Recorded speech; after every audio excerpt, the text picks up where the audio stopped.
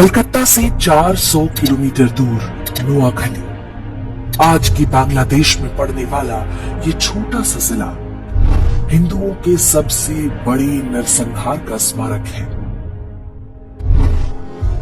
वो शरद पूर्णिमा का दिन था। बंगाली हिंदू इस दिन पारंपरिक रूप से माता लक्ष्मी की पूजा करते हैं। इसे बंगाल में पूजागरी पूजा के नाम से जाना जाता है। 10 अक्टूबर वर्ष 1946, स्थान नोआखली, बंगाल। सूफी दरगाह दायरा शरीफ के खादिम पीर गुलाम सरवर ने 20,000 मुसलमानों को संबोधित करते हुए कहा, अपने खेतों में तुम जो चावल उगाते हो उसे कौन खाता है? हिंदू खाते हैं। हिंदुओं की औरतें सुंदर क्यों होती हैं? क्योंकि उन्हें अच्छा खाना मिलता है। हमारी औरतें बीमार पड़ती हैं तो उन्हें अपने हाथों से कौन टटोलता है? हिंदू डॉक्टर। सामने नाराए तकबीर, अल्लाहू अकबर चिल्लाती हजारों मुसलमानों की भीड़ थी। कसम खाई गई कि नोआखली में हर काफिर और कुफ्र के हर निशान को मिटा दिया जाएगा। बिल्कुल वैसे ही जैसे लगभग 2 महीने पहले कलकत्ता में डायरेक्ट एक्शन डे के नाम से हुआ था। कलकत्ता की ही तरह हाथों में चाकू और गंडासे लिए जिहादी भीड़ ने चुन चुनकर हिंदू पुरुषों को मारना और हिंदू महिलाओं से बलात्कार शुरू कर दिया। हिंदुओं की दुकानों और मकानों में आग लगाया जाने लगा। हिंदुओं से कह दिया गया था कि जिंदा रहना है तो उन्हें इस्लाम कबूलना होगा। जस्टिस जीडी खोसला ने भारत के विभाजन पर अपनी पुस्तक स्टर्न रेकनिंग में लिखा है, भीड़ ने नारायणपुर के जमींदार सुरेंद्र नाथ बोस के मकान पर हमला बोला। वे परिवार के साथ छत पर चले गए। दंगाइयों ने घर में आग लगा दी। घर जलने लगा तो सुरेंद्र बाबू ने छत से छलांग लगा दी। वे दंगाइयों के सामने ही गिरे। उन्मादी मुसलमानों ने उनके शरीर के टुकड़े टुकड़े कर डाले और उनका कटा हुआ सिर पास में ही खड़े पीर गुलाम सरवर को भेंट किया।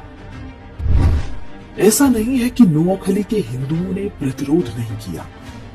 हिंदू महासभा के नेता और वकील राजेंद्र लाल रॉय चौधरी ने लोगों को संगठित करके संघर्ष का प्रयास किया, लेकिन वे सफल नहीं हो पाए। उनके घर को भी जला दिया गया। मजहबी दंगाई राजेंद्र लाल रॉय चौधरी को अपने साथ ले गए।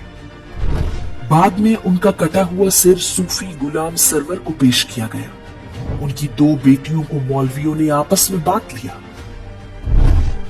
कलकत्ता में डायरेक्ट एक्शन डे के विरोध में गोपाल पाठा ने हथियार उठाया था।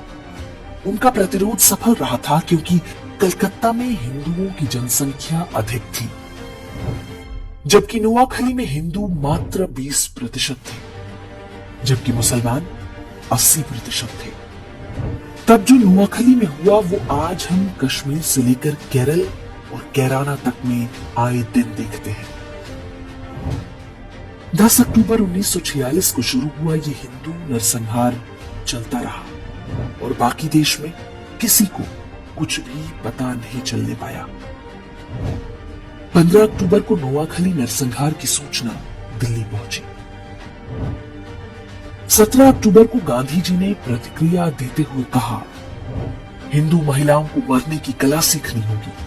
बलात्कारी के सामने झुकने से अच्छा है कि वे अपने हाथों से अपना गला घोंटकर या जीभ दांतों में दबाकर मर जाएं। गांधी के इस असंवेदनशील बयान से पूरे देश में हिंदुओं में कड़ी प्रतिक्रिया हुई। इसलिए अगले दिन उन्होंने प्रार्थना सभा में अपने विचारों को और भी स्पष्ट करते हुए कहा, कल मैंने कहा था कि हिंदू महिलाएं अपना गला घोंटकर या जीभ दांतों से काट कर मर जाएं। लेकिन मुझे बताया गया है कि ऐसा करने से आत्महत्या संभव नहीं है। ऐसे में मैं हिंदू महिलाओं को जहर खाने की सलाह दूंगा। मैंने सुना है कि योग क्रिया से भी आत्महत्या की जा सकती है। मैं पता करूंगा कि ऐसा कैसे किया जा सकता है। नोआखली में हिंदू मारे जा रहे थे। अहिंसा और शांति के पुजारी गांधी जी हिंदू महिलाओं को आत्महत्या करने के नए नए उपाय बता रहे थे। नोआखली और आसपास के क्षेत्रों में जिहादी निर्वस्त्र हिंदू महिलाओं के जुलूस निकाले जा रहे थे, लेकिन गांधी शांति और अहिंसा की अपनी विकृत धारणा का सार्वजनिक प्रदर्शन पूरी निर्लज्जता से करते रहे। 19 अक्टूबर को कलकत्ता के अमृत बाजार पत्रिका में एक समाचार छपा जिसमें नोआखली के विभूति भूषण दास के हवाले से शीर्षक दिया गया, वी ऑल हैव बिकम मुस्लिम।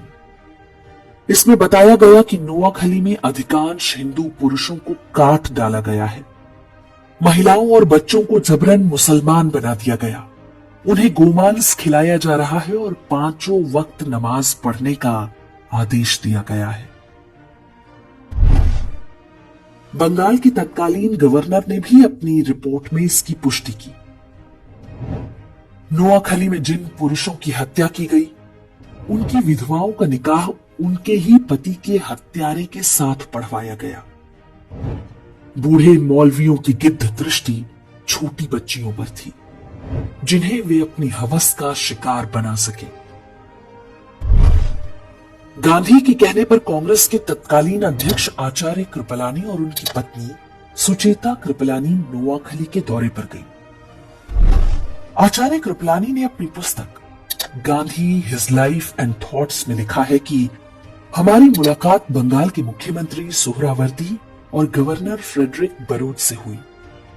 जब मैंने हिंदू महिलाओं के अपहरण और बलात्कार की बात पूछी तो गवर्नर बरोज ने उत्तर दिया, ये तो होना ही था।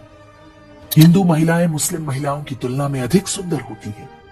मेरा मन किया कि मैं उन्हें वहीं पर पीट दूं, लेकिन मैंने खुद को रोक लिया। सुचेता कृपलानी ने कुछ हिंदू महिलाओं को बचाकर राहत कैंपों तक लाने में सफलता पाई। पीर गुलाम सरवर हुसैनी इस बात से इतना भड़क गया कि उसने फतवा जारी करके कहा कि जो भी सुचेता कृपलानी के साथ बलात्कार करेगा उसे गाजी की उपाधि दी जाएगी।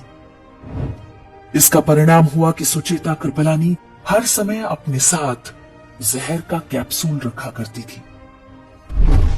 नोआखली नरसंहार शुरू होने के पूरे 1 महीने बाद गांधी ने वहां का दौरा किया। वे सबसे पहले पास के तिपरा नाम के स्थान पर गए। यहां दंगा पीड़ित हिंदुओं के लिए राहत शिविर चला रही सुचेता कृपलानी के साथ गांधी की मुलाकात हुई। उनके काम से खुश होने के बजाय गांधी जी ने सुचेता कृपलानी से कहा कि कैंप में रह रही हिंदू महिलाओं को निःशुल्क खाना ना दिया जाए, बदले में उनसे काम कराया जाए। गांधी जी ने सुचेता कृपलानी को यह निर्देश भी दिया कि वे इन हिंदू महिलाओं से कहें कि वे वापस अपने गांव में जाकर मुसलमानों के साथ मिलजुल कर रहें, चाहे उनकी जान ही क्यों ना चली जाए। नाथूराम गोडसे और उनके मित्र नारायण आप्टे भी तब नोआखली गए थे। वहां पर वे राहत कैंपों में रह रहे हिंदुओं की सेवा करते थे। गोडसे और आप्टे ने वहां जो कुछ देखा और गांधी की बातें सुनी, ये कहना गलत नहीं होगा कि वही आगे चलकर गांधी की हत्या का कारण बना होगा। काशी हिंदू विश्वविद्यालय के संस्थापक महामना मदन मोहन मालवीय ने नोआखली में हिंदुओं के नरसंहार और महिलाओं से बलात्कार के वृतांत सुने तो उन्हें गहरा सदमा लगा। इसी कारण 12 नवंबर 1946 को उनका निधन हो गया। स्वतंत्रता के बाद बंगाल के पहले मुख्यमंत्री बने प्रफुल्ल चंद्र घोष ने अपनी पुस्तक Gandhi as I saw him में लिखा है, गांधी जी ने एक युवा से पूछा कि नोआखली में हिंदुओं और मुसलमानों की जनसंख्या का अनुपात क्या है। युवा ने उत्तर दिया, हिंदू 20% हैं और मुसलमान 80%। गांधी जी ने पूछा, जमीनें किस अनुपात में हैं? युवक ने बोला, 80% जमीनें हिंदुओं की हैं और 20% मुसलमानों की। तब गांधी ने कहा, संघर्ष का असली कारण यही है। अर्थात जिस व्यक्ति को राष्ट्रपिता बताकर देश पर थोप दिया गया, उसने जिहादियों के हाथों हिंदुओं के नरसंहार को आर्थिक असमानता से जोड़ दिया। जबकि नोआखली में रहने वाले हिंदुओं में बड़ी संख्या अनुसूचित जातियों की भी थी। ये लोग बहुत निर्धन थे। जिहादियों ने उनके भी पुरुषों की हत्या की और महिलाओं के साथ बलात्कार किया।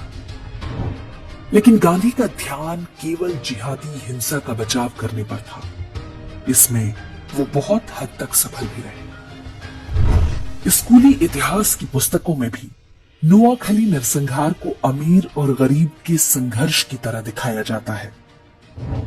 आज भी देश में अधिकांश लोग नहीं जानते कि नोआखली में क्या हुआ था और कैसे। वही हत्यारी मानसिकता आज भी देश भर में फल फूल रही है। 15 अगस्त 1947 को देश स्वतंत्र हो गया। बंटवारे में नोआखली पूर्वी पाकिस्तान के हिस्से में चला गया। वहां पर हिंदुओं का नरसंहार जारी रहा। अब तो कोई रोकने टोकने वाला नहीं था। आधिकारिक आंकड़ों के अनुसार इस नरसंहार में 5000 हिंदुओं की हत्या हुई। हालांकि दावा किया जाता है कि वास्तविक संख्या 50,000 से कम नहीं होगी। वर्ष 1946 में नोआखली में लगभग 4 लाख हिंदू रहते थे। उनमें से 95% को बलपूर्वक इस्लाम कबूल करना पड़ा।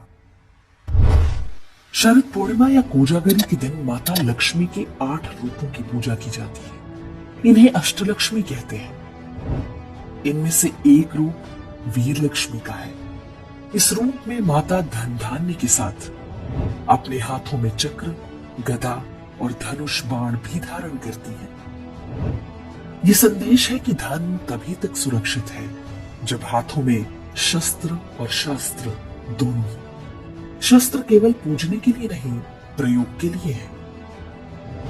चारों ओर से असुरों से घिरा हिंदू समाज जब तक इस बात को नहीं समझेगा, नोआखली जैसे नरसंहारों के लिए अभिशप्त रहेगा।